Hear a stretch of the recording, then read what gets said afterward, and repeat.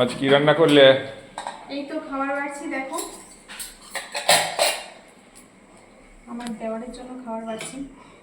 এটা দিই, ও যদিও ওই থালায় খেতে পারে না, এটাতে দিই। এই যে ভাত, দেখো ভাতটা, এই তোমার জন্য ফ্রিজে একটু ভাত আছে, ওটা নিয়ে নেবো আমি, তুমি এটা ইয়ে করো, দিয়ে দাও। ভাতটা তোলা হয়নি, দেখছো ওই যে তুলে রাখি কেন, দেখেছো তুলিনি, চাপ বেঁধে আছে। ছড়িয়ে রাখলে পরে আর চাপ বাঁধবে না। ওই জন্য আমি তুলে নিই, কিন্তু আজকে আর তুললাম না। অনুষ্ঠান বাড়িতে দেখো না, ভাত খাওয়ার পর ছড়িয়ে দেয়। চালগুলো আলাদা, এই চাল আলাদা হলে ওদের সিস্টেমটাই তো ওরকম, হয়ে যাওয়ার পর ছড়িয়ে দেবে, ছেঁকে তুলে ছড়িয়ে দেয়। ভাতটা গরম আছে, অন্যদিন তুলে রেখে দিই তো একটু ঠান্ডা হয়ে যায়, সেরকম ঠান্ডা হয় না। এই বাইরে খুব গরম।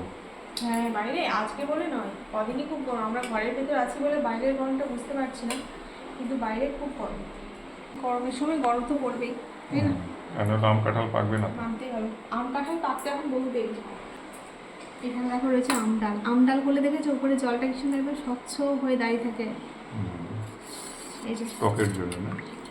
আম ডালেই দেখি যে এরকমটা বেশি হয়। আমাদের গাছের আম দিয়ে, মসুর ডাল দিয়ে আম ডাল।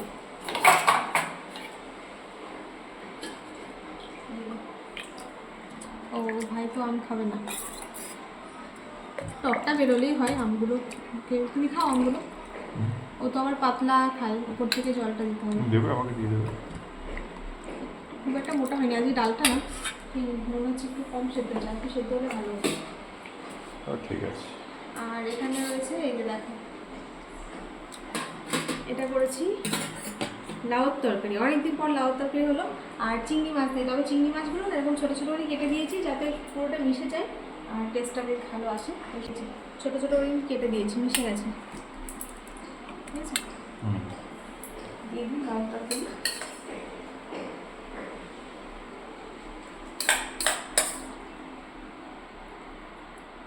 শুকনো তরকারি তাতে দিয়ে দিলাম।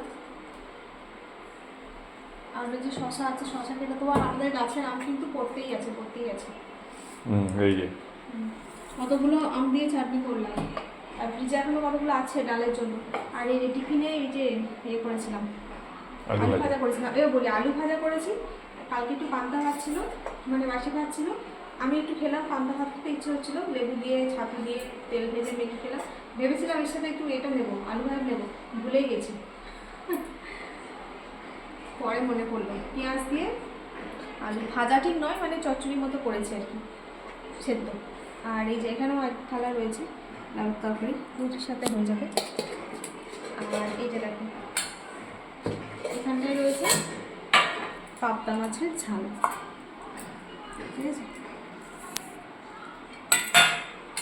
সর্ষের পাবদা হবে। এই যে সাউন্ডটা একটুখানি কমা দে ভাই, চলে এসো, খাবার বেড়ে দিয়েছি। সর্ষে আর টমেটো দিয়ে, আজকে গোটা লঙ্কা দিতে ভুলে গেছি। মিঠি তো মাছ খাবে না। আচ্ছা, আগের একদিন ভিডিওতে দেখলাম একজন কমেন্ট করেছিলেন 3 পিস মাছ কে খাবে। তো 3 পিস মাছ আমার মায়ের আর ওর জন্য রান্না হয়। আমার মেয়ে মাছ খায় না, শুধু চিংড়ি মাছ একটু খায়, তাছাড়া মাছ খায় না। ঠিক আছে, আর এই হচ্ছে আজকে রান্না। আর এই টক দই তো ফ্রিজে রয়েছে, টক দইটা বের করছি। আর এখানে চাটনি আছে, আর আছে মাছের চাটনি, আর এর আছে মাছের টক, মাছের টক দেবো। ঠিক আছে, এই হচ্ছে দুপুরে দইটা দিয়ে আছে। ঠিক আছে, ও ছোলা সেদ্ধ আছে। তোমরা এখন ছোলা সেদ্ধ নিশ্চয়ই খাবে না, দেখছি। এই যে টক দই, দারুণ বসেছে, দারুণ বসে এমনিতেই ভালো হয়। দুধটা একটু ভালো করে ফোটালে বসে, ভালো বসে। দুধটা একটু মোটা ঘন হলেই দই ভালো বসবে, আর দুধ পাতলা হলে, জল দেওয়া হলে তার ভালো বসবে না। ঠিক আছে, তো চলুন বন্ধুরা, ভাইকে দিলাম, এরপর ওদেরকেও দেবো, আমরা খাবো। চলুন, টাটা, সবাই ভালো থাকবে না, পরে দেখা হবে।